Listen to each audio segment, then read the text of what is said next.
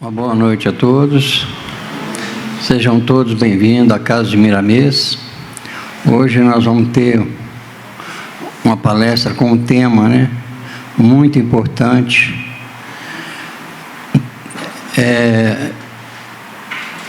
A transformação de Paulo, É uma das coisas mais marcantes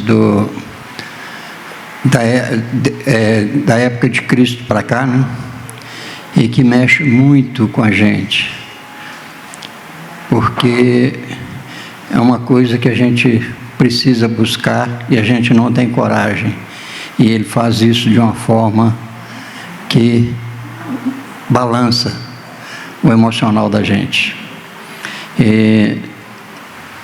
Nosso irmão Silvio vai fazer a explanação para nós, Eu espero que seja bastante útil para todos nós e que possamos pegar um pouco essa força de Paulo, para que a gente possa fazer uma verdadeira transformação em nossas vidas. Então, vamos elevar nosso pensamento a Deus, fechar nossos olhos, pedir ao Divino Mestre que nos ilumine, nos ampare, que possamos estar doando as energias necessárias para os trabalhos da casa e também estar abertos para receber as energias que nos são destinadas. Que tenhamos paz de espírito e harmonia no coração, para que a gente possa absorver todos os ensinamentos e melhorar a nossa postura e fazer a nossa reforma íntima. Que Jesus abençoe a todos que adentram essa casa, encarnados e desencarnados, e que todos recebam as suas bênçãos e possam estar crescendo a cada dia. Seja conosco, Jesus, hoje, agora e sempre, que assim seja. Então, pedir ao Silvio que venha nos prestigiar com a palavra dele.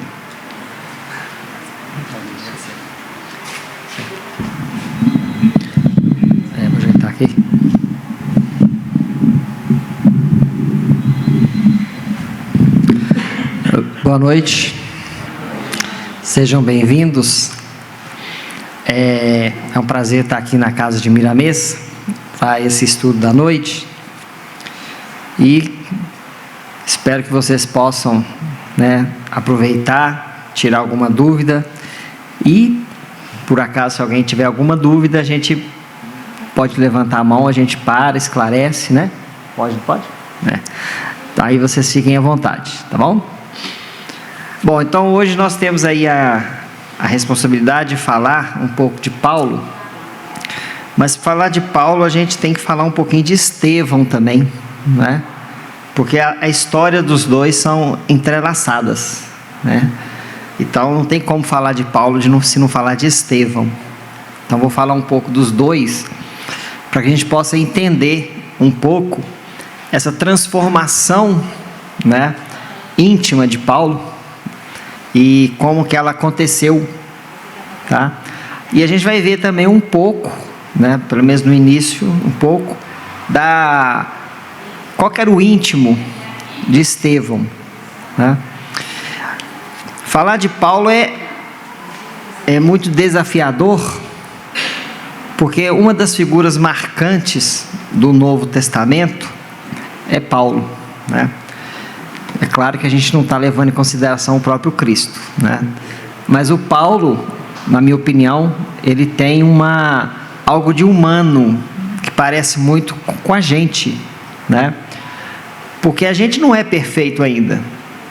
Nós ainda temos os nossos defeitos, os nossos vícios, E Paulo é esse ser humano que tinha os seus defeitos, mas que ele, em determinado momento, ele resolveu transformar a sua vida com o chamado do Cristo, E isso também acontece conosco. A gente tem os nossos defeitos, vai tropeçando, vai caindo, vai levantando, Porque cair é muito fácil, o problema é levantar, Para levantar a gente tem que ter uma força muito grande para levantar, e uma fé em Deus, Coisa que o Paulo demonstrou. né? Coisa que faltou em alguns personagens bíblicos, né? Entre eles o Judas, né? Que não suportou o seu erro e suicidou, né? Um outro personagem que eu, a meu ver, como opinião própria, que traz uma transformação íntima também muito grande, de um exemplo muito grande para todos nós, é Maria Madalena, que também fez a sua transformação, e a gente consegue aprender muito com a vida dela, né? Então essa é a história de hoje, para que a gente possa aprender um pouco com essa vida de Paulo, com essa transformação, tá?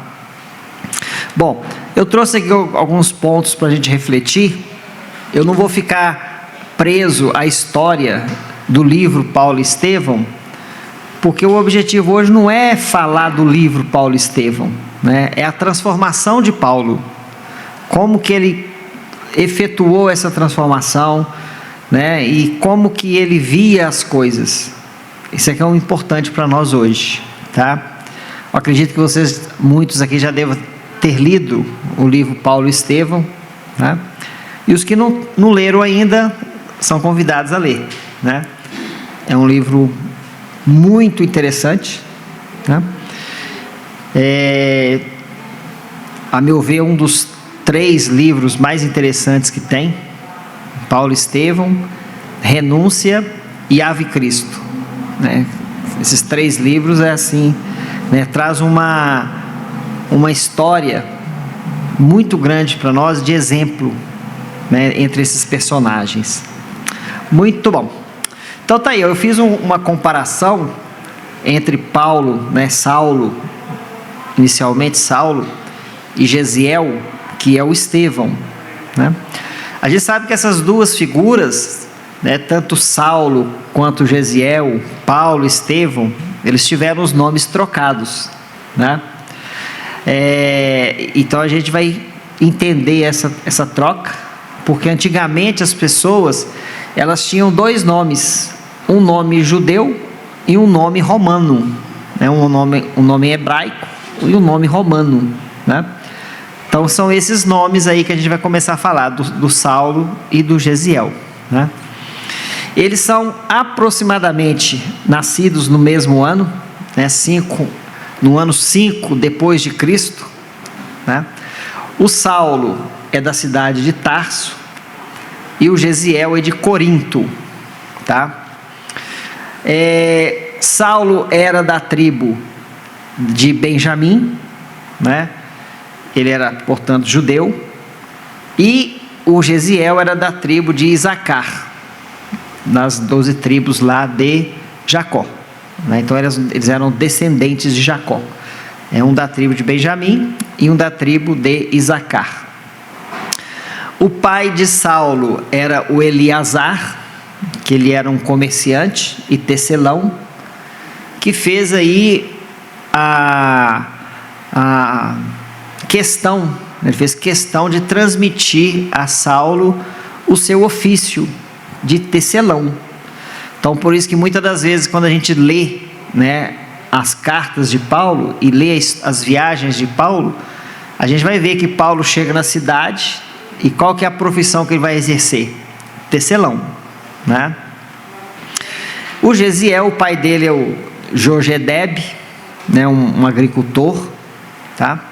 E todos os 2 têm uma irmã, tá? O Saulo tem a irmã Dalila e o Gesiel tem a irmã Abigail, tá? Muito bem.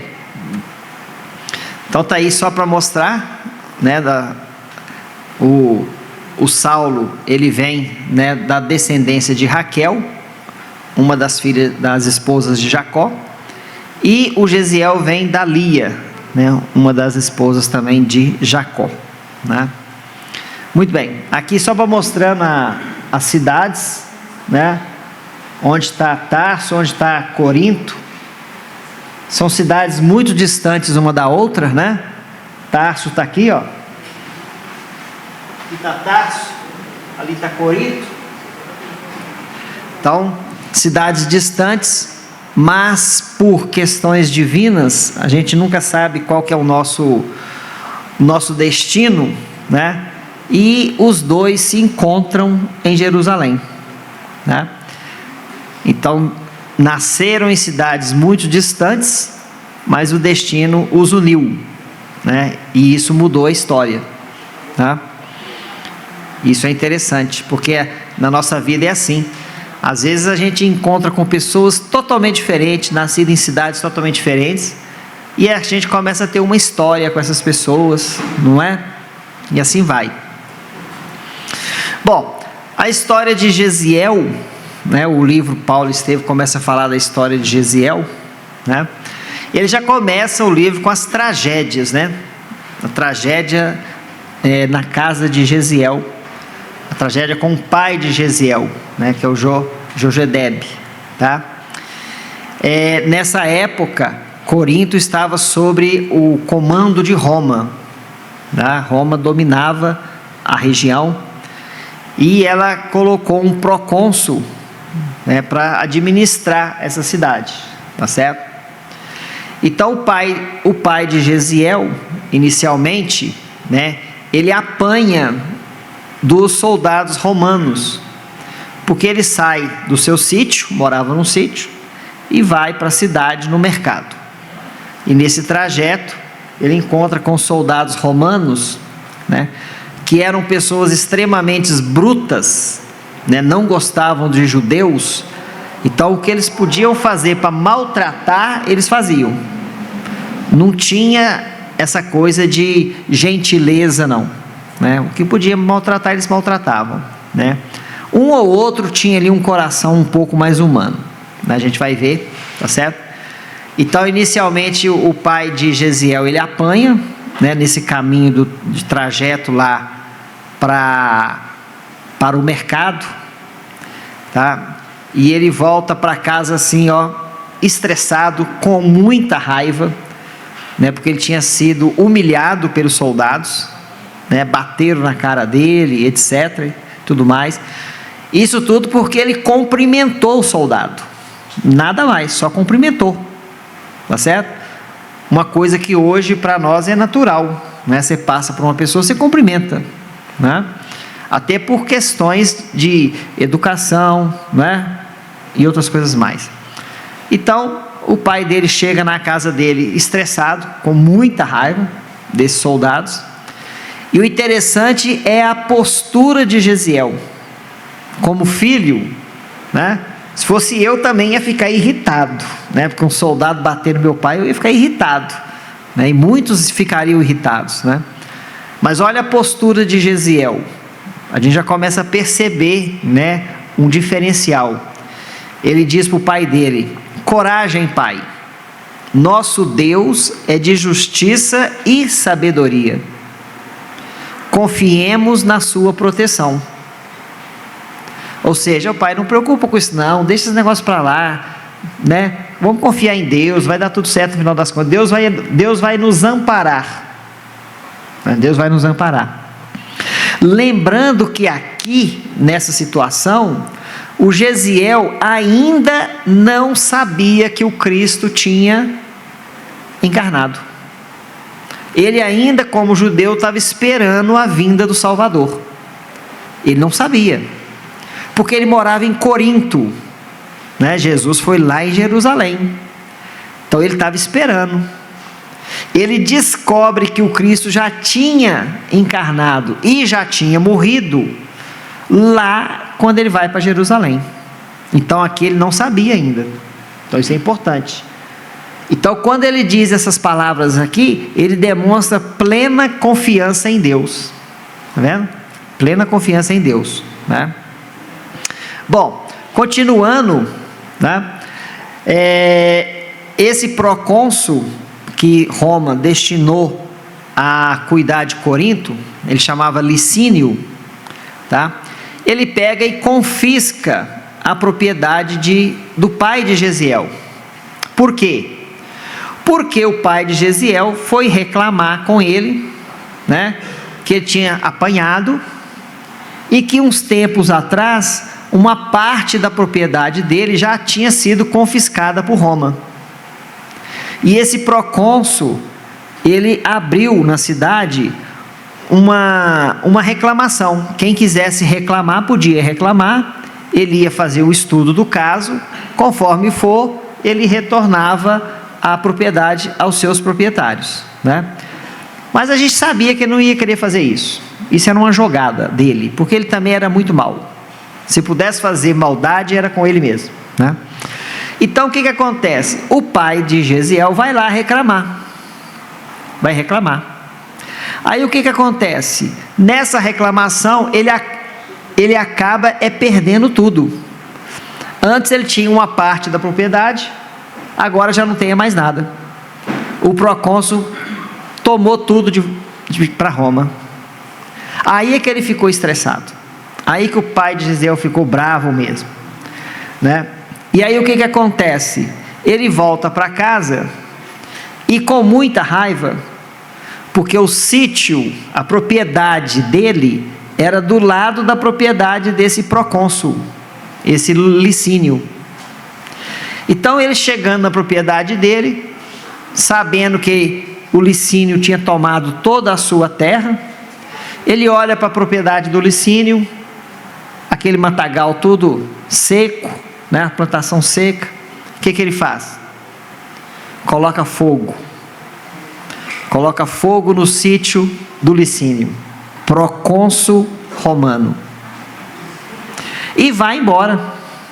E chega em casa, conversa com a filha, procura pelo filho, e o filho está lá, que é o Gesiel, ajudando a apagar o fogo. Quando o filho chega, né,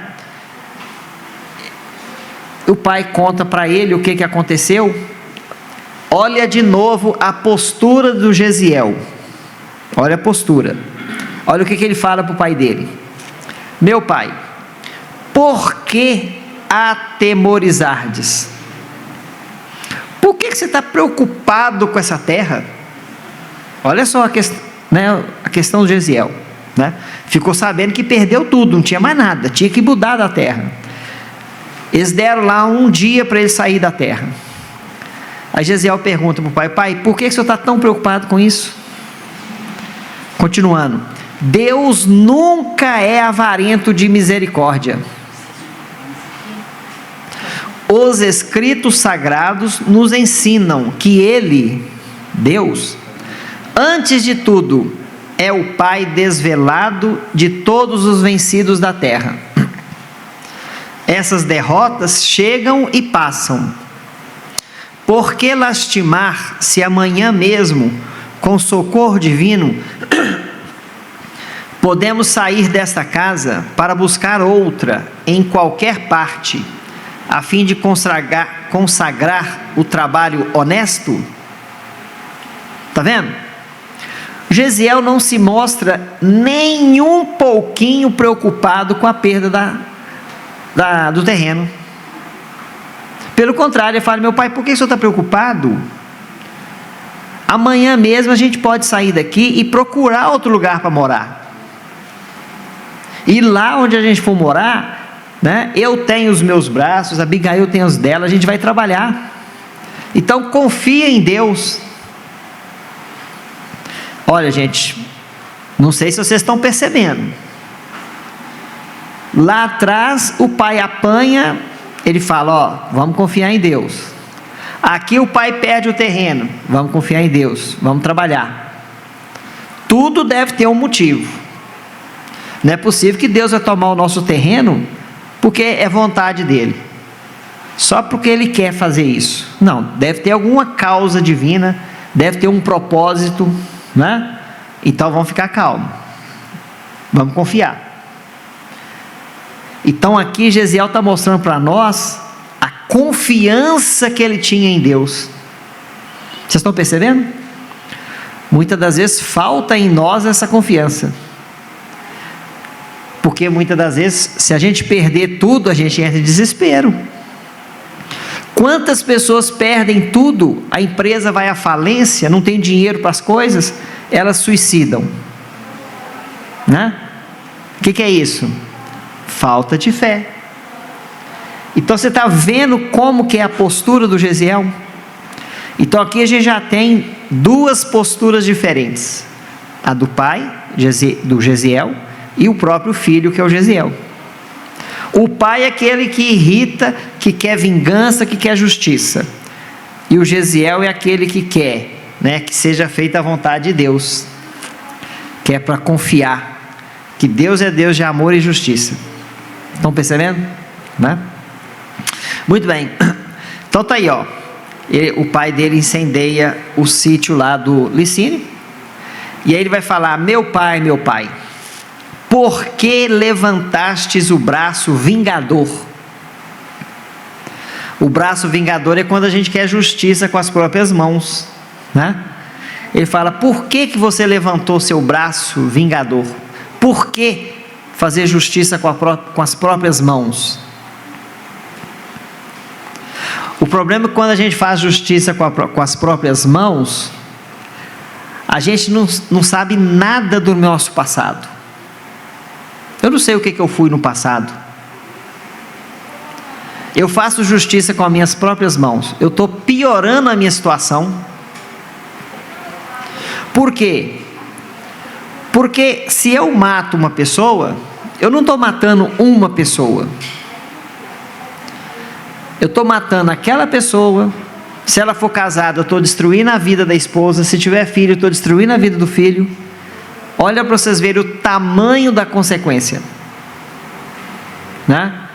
Então, muitas das vezes as nossas consequências, elas têm um tamanho gigantesco que a gente não tem como calcular, né?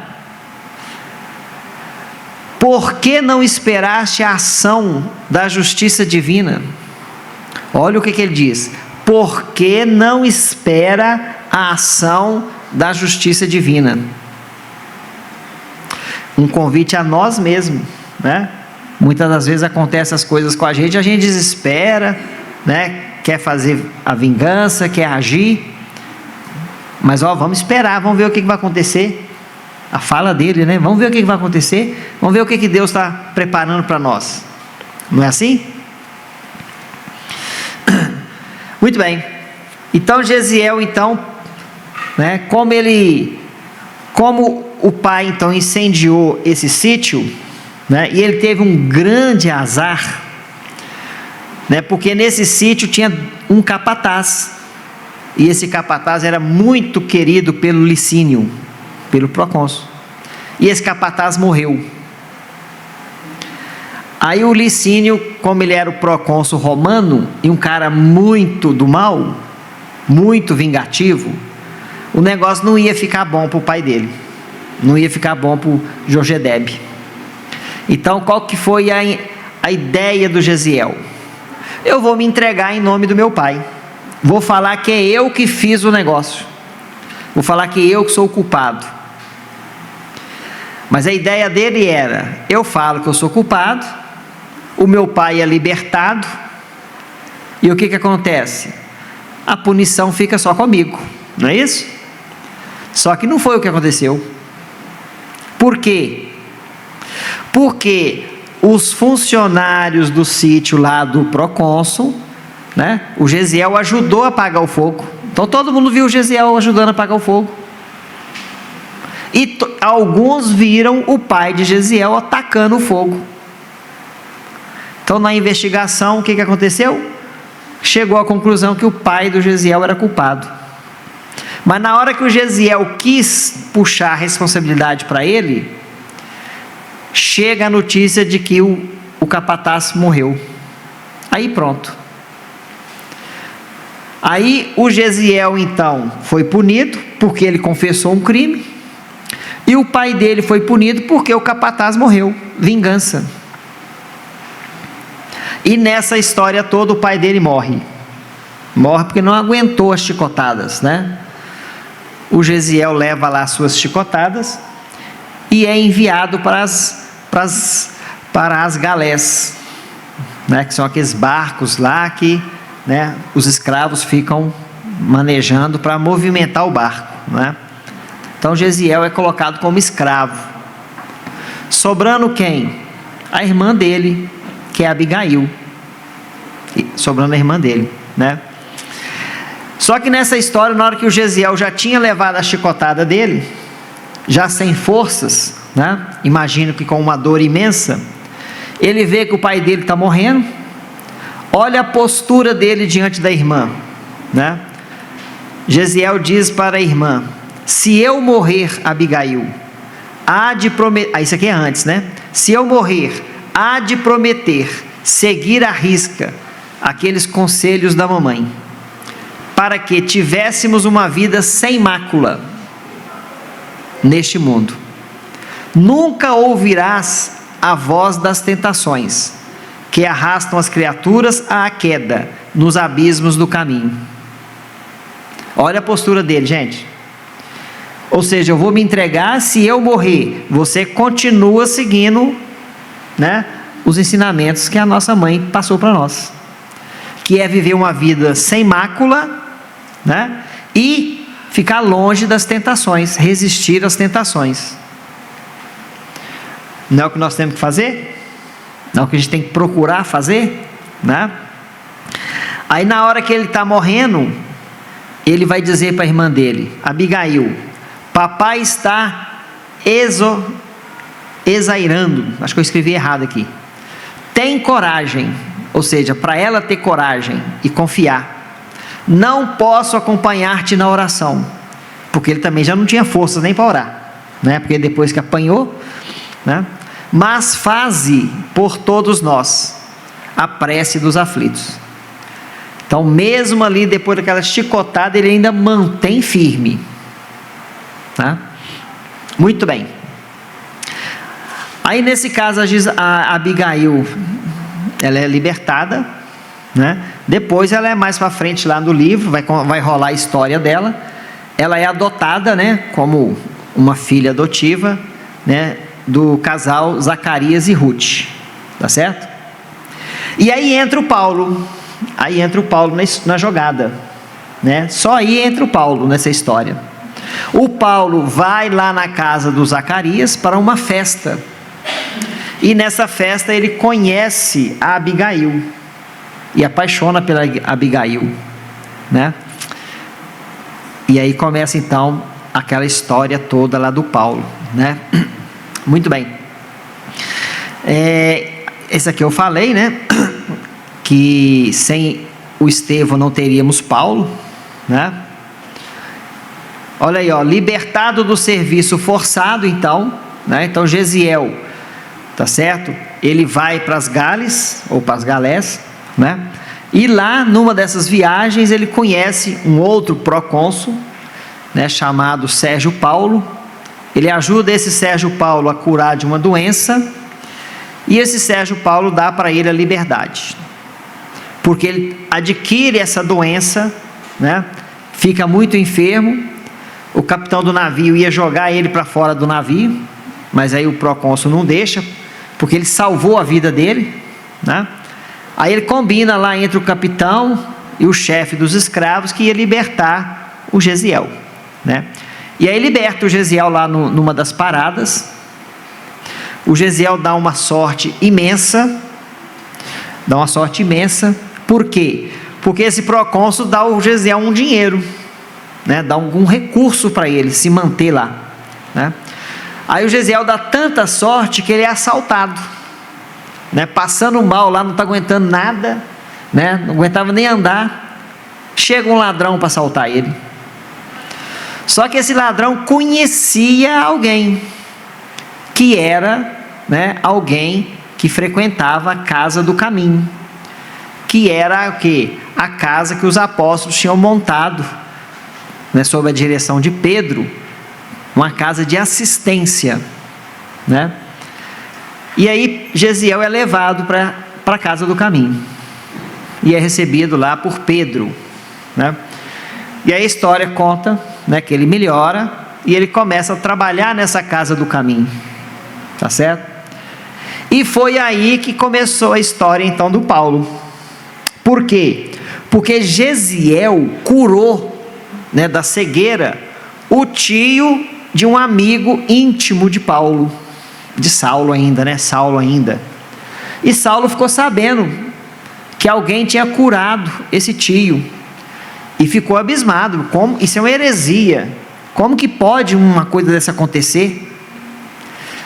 Ou seja, em vez dele ficar alegre, né, o Saulo, em vez de ficar alegre porque a pessoa foi curada, ele foi bravo. Falei, não, isso aí é uma heresia, que coisa esquisita, eu vou investigar esse negócio. E foi para Jerusalém para investigar essa cura, que foi feita por Estevão. Porque agora já não era Gesiel mais, era Estevão, né? Já era Estevão, tá? O próprio Pedro, né, aconselhou então Gesiel a ter o nome romano Estevão, tá? Então, o Paulo então, o Saulo, né, vamos falar de Saulo ainda, não virou Paulo, ele foi a Jerusalém investigar quem é esse Gesiel, quem que é esse Estevão. Eu não conhecia Gesiel, Estevão. Quem era o Estevão que tinha curado lá o tio desse amigo dele, né? Só que pegou informações. A casa do caminho era na casa de pessoas muito simples, simplesmente que cuidavam de doentes, alimentavam esses doentes, não tinha nenhuma pretensão maior. Ele não via risco nenhum para Roma, né? Então, um dia ele foi lá conhecer a casa, mas aí ele já ficou abismado, porque Gesiel, né, o Estevão, ele tinha o dom da fala, ele falava muito bem, e ele leu o manuscrito de Mateus, porque assim que ele melhora, Pedro dá para ele o manuscrito de Mateus, porque ele fica assim, ó, estarrecido, mas como que Cristo já veio e já morreu? E começa a chorar, porque ele não conheceu o Salvador, né? Aí Pedro dá para ele os manuscritos de Mateus, ele lê esses manuscritos de Mateus, identifica 100% com esses manuscritos, com os ensinamentos, e ali ele começa a divulgar, né, esses ensinamentos do Cristo na casa do caminho, né? E já tinha um nome conhecido. Por quê? Porque ele era um rapaz muito gentil, muito generoso, muito bondoso. Isso a gente vê pelas falas que eu falei aqui, né? Um rapaz de qualidades, e além de tudo, virtuoso. Ele fazia milagres, por ele o Cristo agia, né? E Saulo chegou lá e pegou o Estevão numa dessas pregações. Até então não tinha problema nenhum. Mas quando o Estevão começa a falar, aquilo incomoda o Saulo. Incomodou Saulo, por quê? Porque estava indo contra os ensinamentos de Moisés. Porque Saulo era um defensor de Moisés. Porque naquela época o que tinha era Moisés, né? Era um defensor de Moisés, das leis de Moisés, da Torá, e aquilo estava indo contra. Aí ele quis ter uma discussão com o Estevão naquele momento. O Estevão, ignora ele.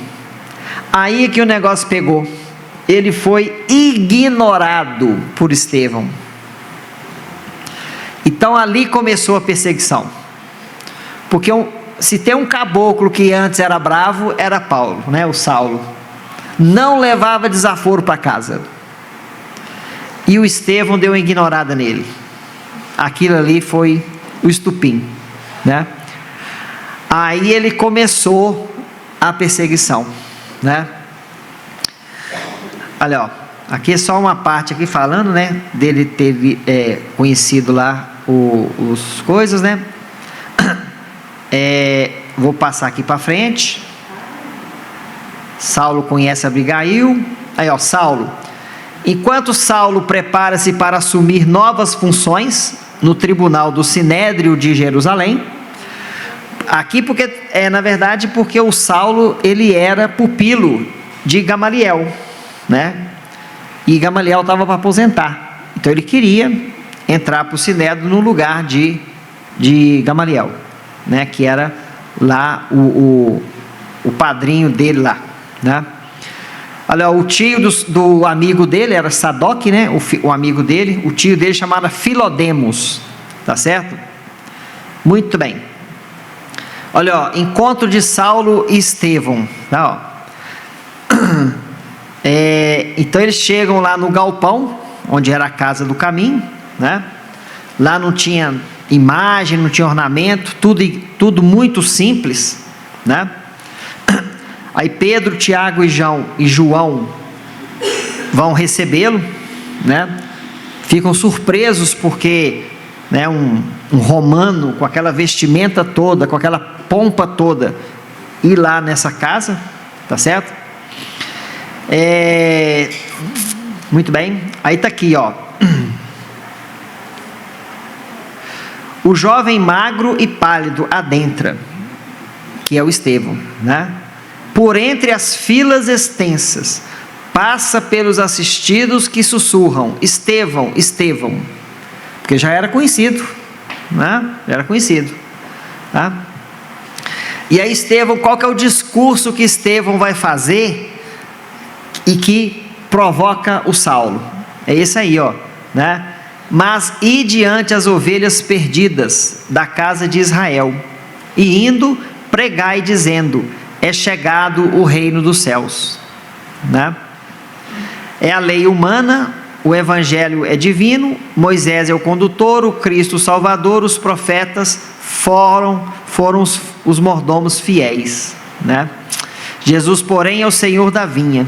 Com a lei éramos servos, com o evangelho somos filhos livres de um Pai amoroso e justo, né? Então essa é a pregação. Aí pega o Saulo, questiona: como colocar o carpinteiro morto? Porque o Estevão estava falando de uma passagem cujo Jesus é que promulgou essa passagem, né? Aí ele fala: como colocar o carpinteiro morto acima de Moisés? Como alguém que não salvou a si próprio pode salvar o povo de Israel? Isso é a pergunta de Saulo para Estevão, né? Estevão agradece a Deus pelo Messias ser um carpinteiro. Saulo deseja continuar o debate, mas Estevão explica que o Cristo recomendou não perder tempo com discussões improdutivas. Nossa! Olha só, né? Isso, um romano, da postura de Saulo, é ignorado dessa forma. Mas vocês estão vendo como que Saulo, ele era um defensor de Moisés? Porque para ele Cristo não era nada. Ele nem salvou a si mesmo. Nem salvou a si mesmo, né? Então para ele, nada, né? Aí o que acontece? O Saulo então, irado, né? Vai falar com Abigail, porque ele estava meio que enamorando ela, né? Aí tá lá, ó, Saulo fica irado e promete corrigir os pregadores do caminho. Aí agora já começa a perseguição, né? Encontrando Abigail, Saulo descreve os simpatizantes do caminho e a pregação de Estevão. Abigail fica assombrada pela distorção da lei mosaica apresentada por estes homens. Vocês estão vendo aqui que Abigail, ela é a irmã de Estevão, cujo ensinamento da mãe deles é o mesmo. Ou seja, os dois têm a mesma crença em Moisés. Só que Estevão, ele se abriu, ele se mostrou aberto a novas mudanças, a novos ensinamentos, né? Será que nós também mostramos desse jeito? Aberto a novas mudanças, novos ensinamentos, a mudar de postura, né? Aqui Abigail não, Abigail já ficou com o pé atrás, tá vendo? Já ficou com o pé atrás, ficou assombrada. Gente, como é que faz um troço desse? Está indo contra Moisés, né? A gente não fica assustado não, porque isso aí foi há mais de 2000 anos atrás. Imagina um povo hebreu, né? De anos e anos e anos, acreditando no Messias que vai vir, vivendo a lei de Moisés, a Torá e mais 600 e tantos ensinamentos. Aí chega lá um carpinteiro e começa a falar coisas novas, né? Difícil de acreditar para eles, entenderam? Para nós não, para nós hoje é tranquilo, né? Para nós é tranquilo, mas naquela época não, 2000 anos atrás, um povo que 5000 anos viveu aquela tradição, né? 5000 anos vivendo aquela tradição, 4000 anos vivendo aquela tradição, né? Olha aí, ó, afirma que Jesiel, olha o que Abigail falou com Saulo. Ela falou com Saulo que se Jesiel estivesse vivo, se ele estivesse ao lado de Saulo, ele iria ajudá-lo na defesa dos interesses de Israel. Ou seja, para Abigail, se o Jesiel tivesse lá, ele ia associar com Saulo e combater aqueles ensinamentos. Mal sabia ela que aquele ensinamento era do irmão dela, com outro nome, né? Com outro nome, tá? Muito bem. Então a primeira perseguição de Saulo,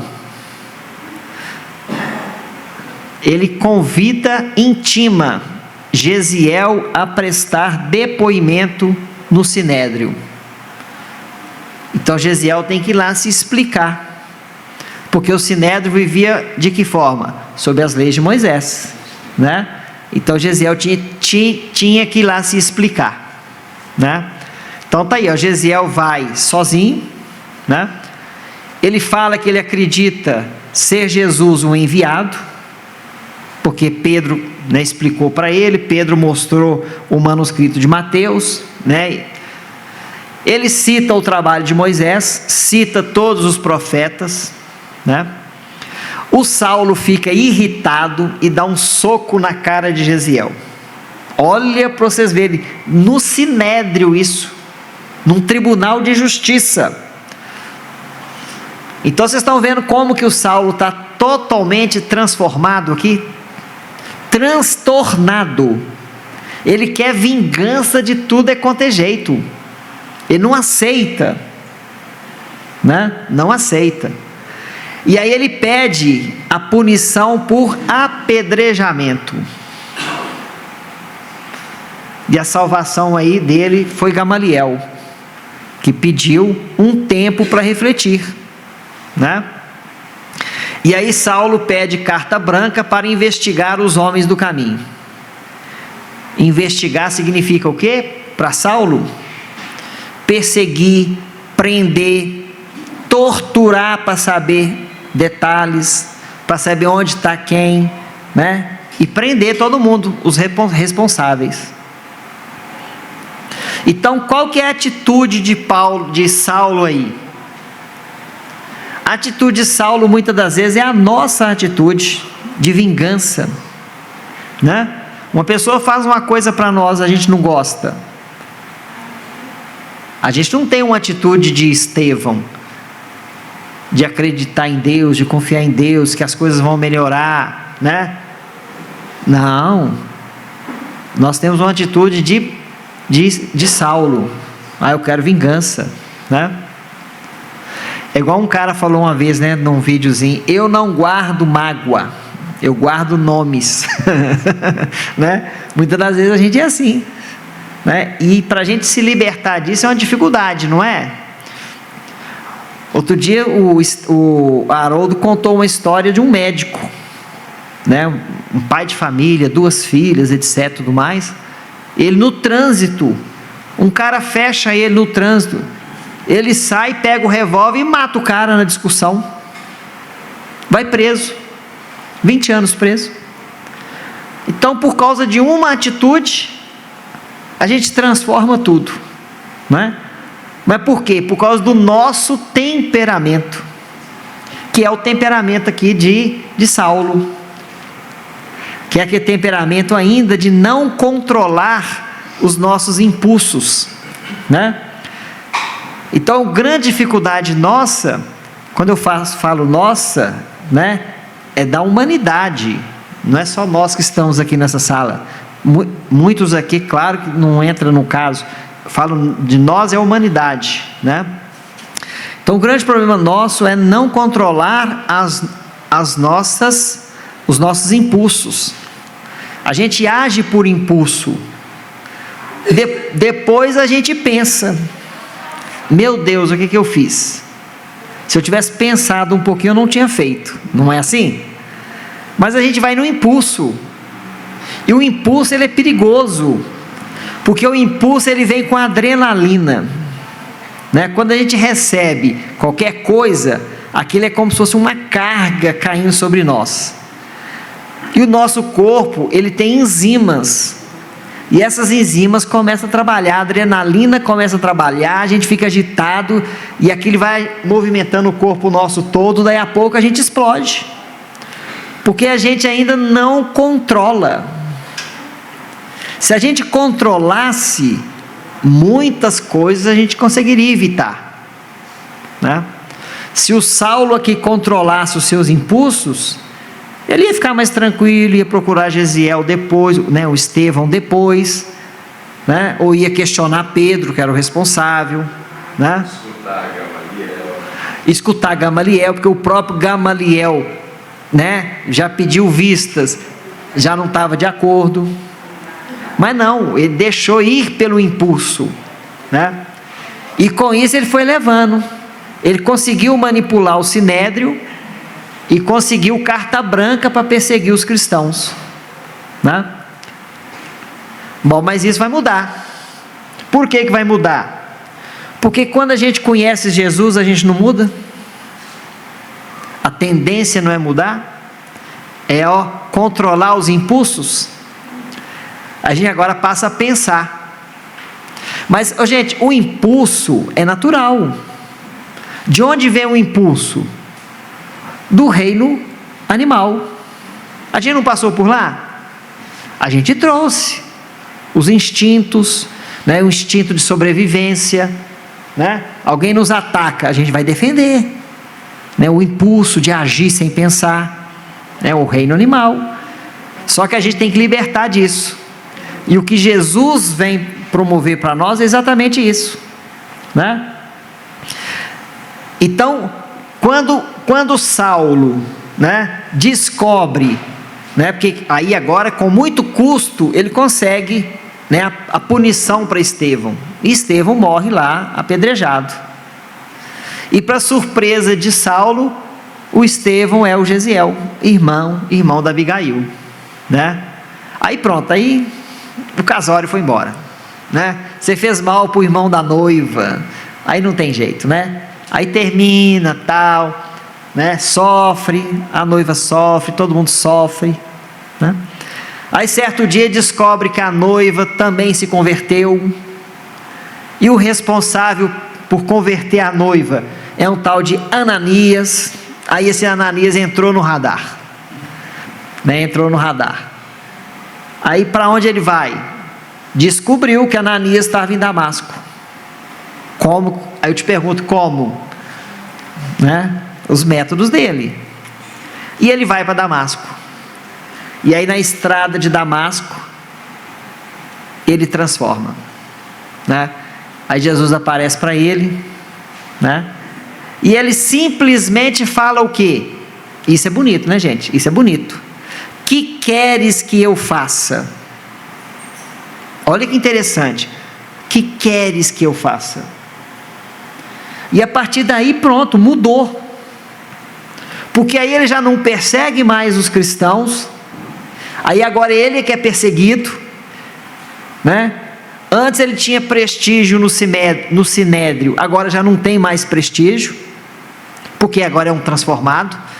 Ele agora prega aquilo que Jesus pregou, né? E aí, né, lá em Damasco, Ananias vai lá. Ananias também fica surpreso, né? Jesus manda Ananias ir lá. Ananias fala: mas vem cá, eu vou lá, o cara está me perseguindo, eu vou lá? Não, pode ir, né?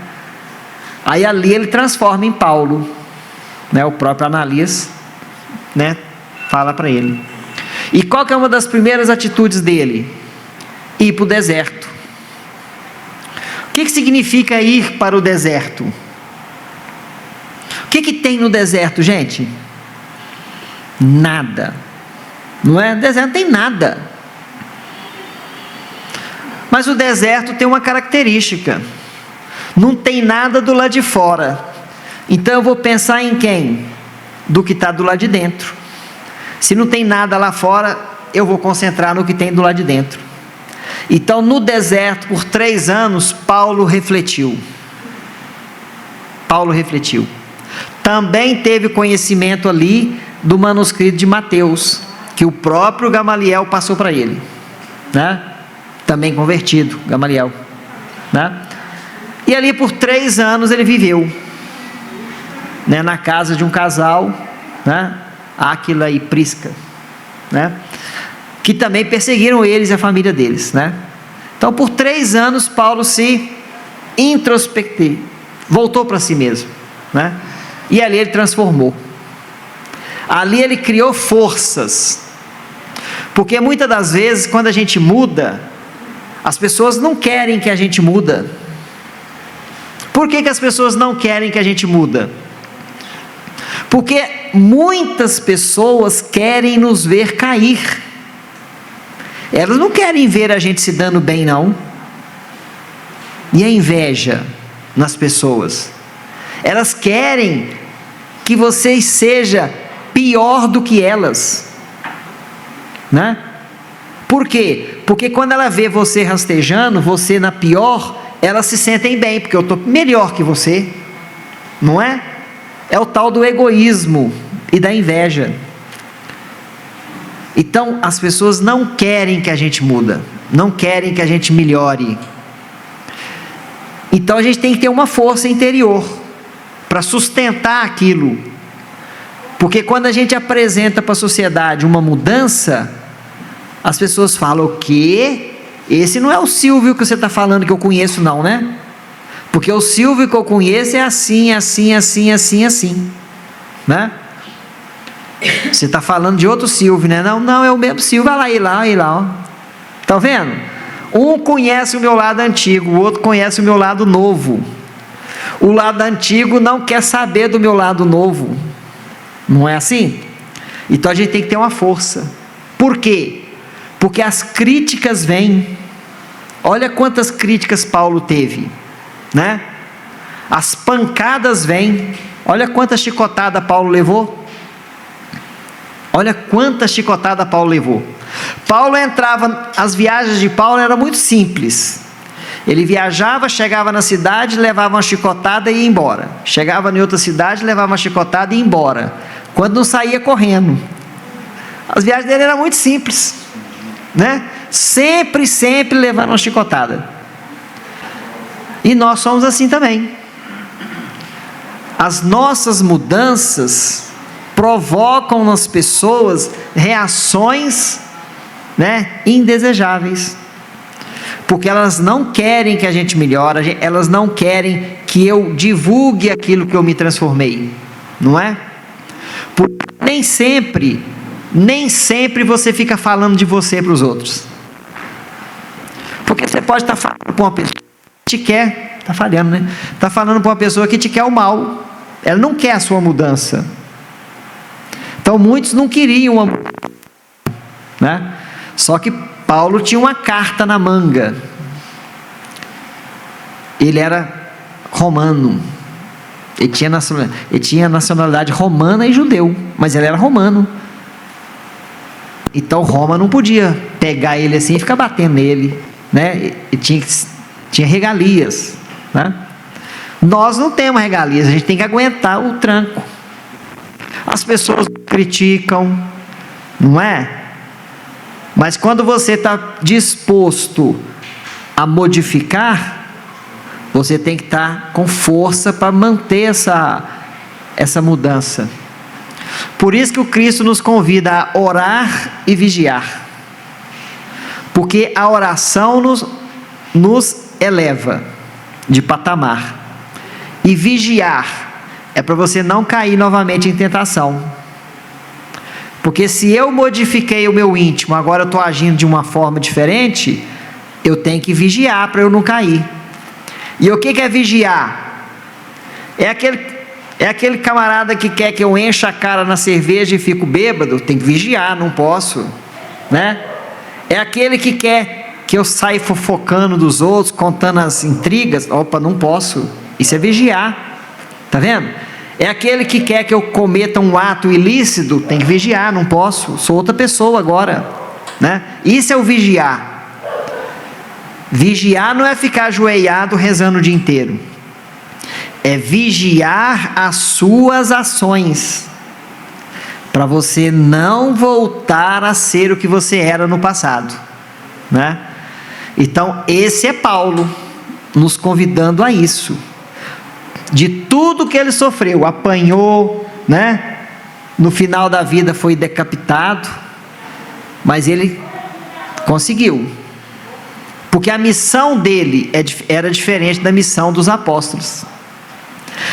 Os apóstolos ficaram por conta dos judeus, a missão de Paulo era com os gentios, porque os gentios, eles não tinham religião, eles acreditavam em vários deuses, então tinha que ser uma pessoa com mais pulso, uma pessoa com conhecimento maior, né?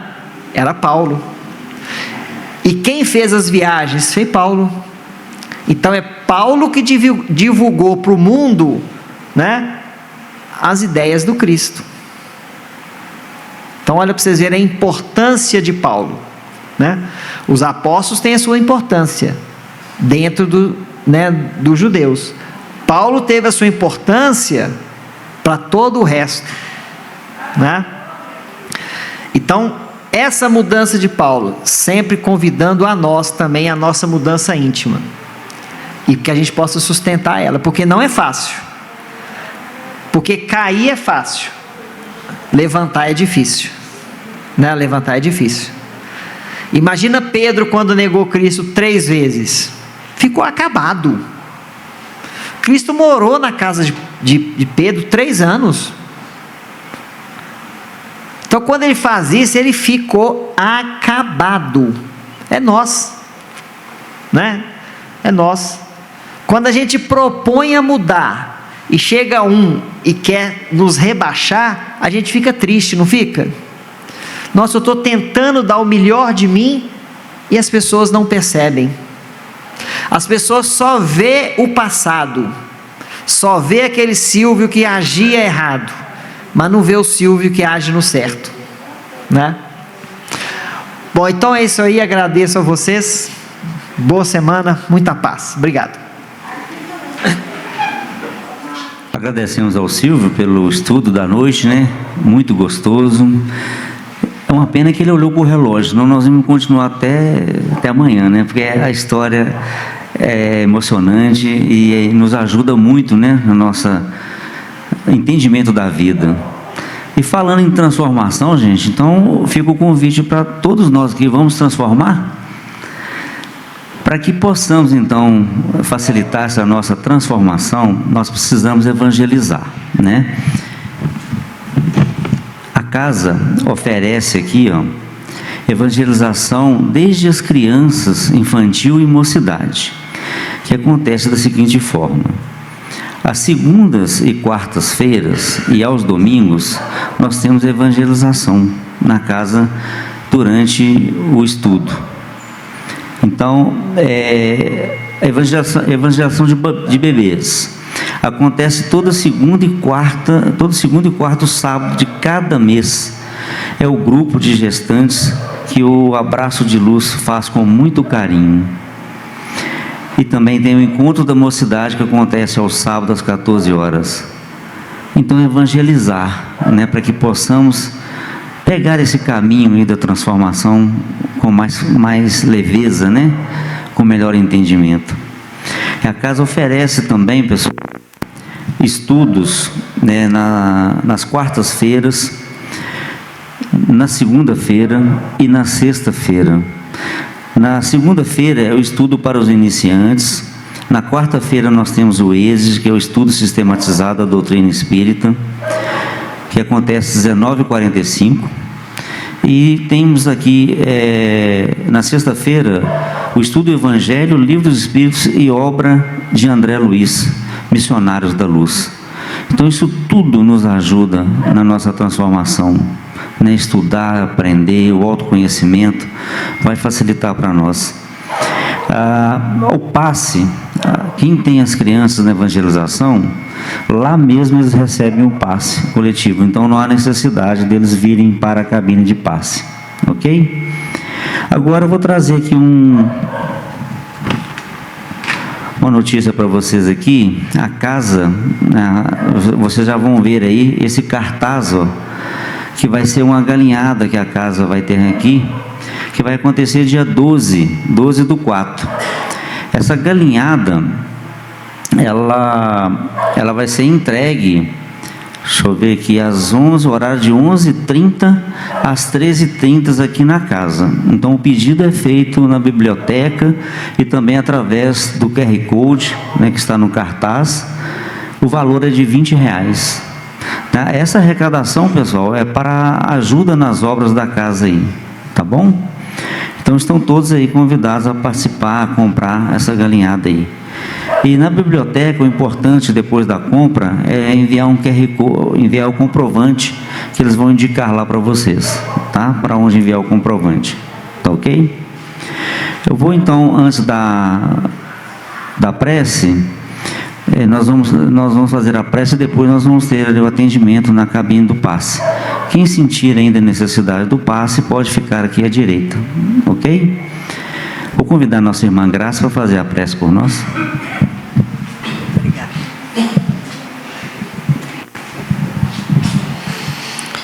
Senhor Deus, Pai amado, agradecemos por mais essa oportunidade, agradecendo ao irmão Miramês por nos proporcionar esta casa maravilhosa, agradecendo a Jesus, irmão maior, agradecendo todos os trabalhadores espirituais dessa casa, pedindo a Jesus permissão para o encerramento por agora e continuarmos o trabalho durante o sono.